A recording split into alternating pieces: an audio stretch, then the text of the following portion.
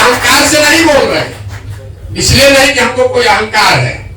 हमारे माता पिता, हमारे गुरुओं ने जो सिखाया है, जिस काम को लीजिए उसको पूरी ईमानदारी और मेहनत से कीजिए।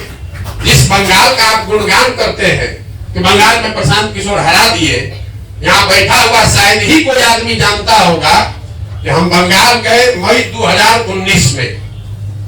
हमारे पिताजी की मृत्यु हुई मई में, उसके 15 दिन के अंदर हम बंगाल गए और बंगाल से निकले मई 2021 में। 2 बरस जब कोरोना से आप भागकर घर में छुपे हुए थे, हम बंगाल में गांव-गांव में लगकर काम कर रहे थे, तब सफलता मिली। आप एक लाइन में पढ़ते हैं, प्रशांत किशोर गए, बंगाल जीत के चले आए। अगर हम इतनी मेहनत कर रहे हैं, इसलिए कर रहे हैं कि हमको मालूम है कि ये बहुत कठिन काम है। यहाँ कर आप हमको मत बताइए कि बिहार को भैया सुधारना बड़ा मुश्किल है, जाति कैसे टूटेगा, लालू कैसे हारेंगे। बहुत कठिन काम है, इसीलिए बहुत बड़ी मेहनत भी करनी पड़ेगी। इसीलिए 3 वर्ष से घर परिवार छोड़कर रात दिन जितना 75 वर्ष में किसी ने मेहनत न किया हो, इतनी मेहनत कर रहे हैं। चुनाव जीतना मुश्किल नहीं है, मुश्किल यह है कि चुनाव सही लोगों के साथ जीता है। चुनाव तो आप किसी से जीत सकते हैं, कल समीकरण बनाइएगा, चुनाव 6 महीना में उलट जाएगा। हम 2 जून 2015 को बिहार में आए थे, 18 नवंबर 2015 में बिहार चुनाव जीतकर चले गए। 6 महीना लगता है, उससे बात नहीं बनेगी। मुश्किल यह है बिहार में कि जो समाज में समझदार आदमी है, सही आदमी है, वो राजनीति में है ही नहीं। या तो उसको लोगों में हाशिए पर ढकेल दिया, या लोग कहता है भैया इससे किनारे रहो, राजनीति में जाने से क्या होगा, ये तो सुधरने वाला नहीं है। ऐसे ही समाज के लिए बहुत सालों पर, सैकड़ों साल पहले ग्रीस के एक दार्शनिक थे, मैं हमेशा कोट करता हूं, प्लेटो।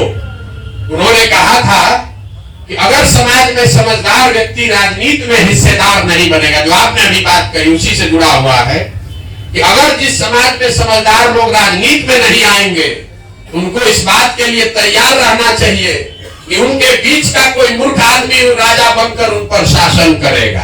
बिहार में वही हुआ।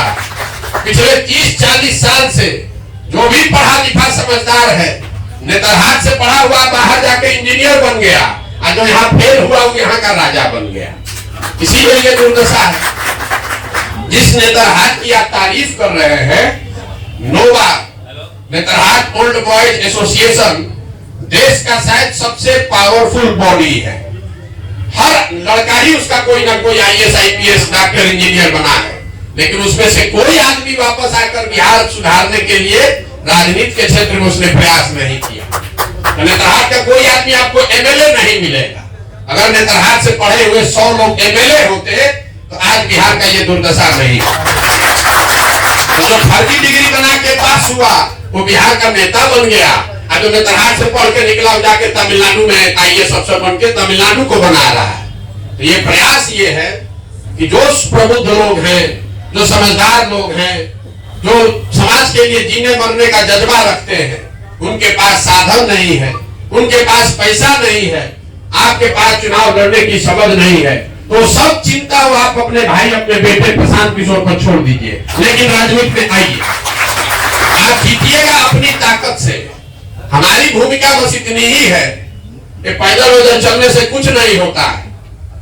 हमने 10 वर्ष जो काम किया है वो नहीं किए होते तो 15 वर्ष भी हम चल देंगे तो इसमें से आधा आदमी भी नहीं आएगा। आज इसलिए रहा है, तो नोटिस इसलिए ले रहा है, डॉक्टर साहब कह रहे हैं कि भीड़ में दबे हुए थे, उसको मालूम है चाहे जितना हमको शिकायत मेरा कर ले, वो जान रहा है कि प्रशांत किशोर आदमी है बड़ा होशियार। अगर कर रहा है तो कुछ न कुछ सोचिए कि कर रहा होगा, हल्के में मत लो, नहीं तो बल हवा में उड़ा देगा। इसीलिए आया है, बुरा नहीं मानिएगा।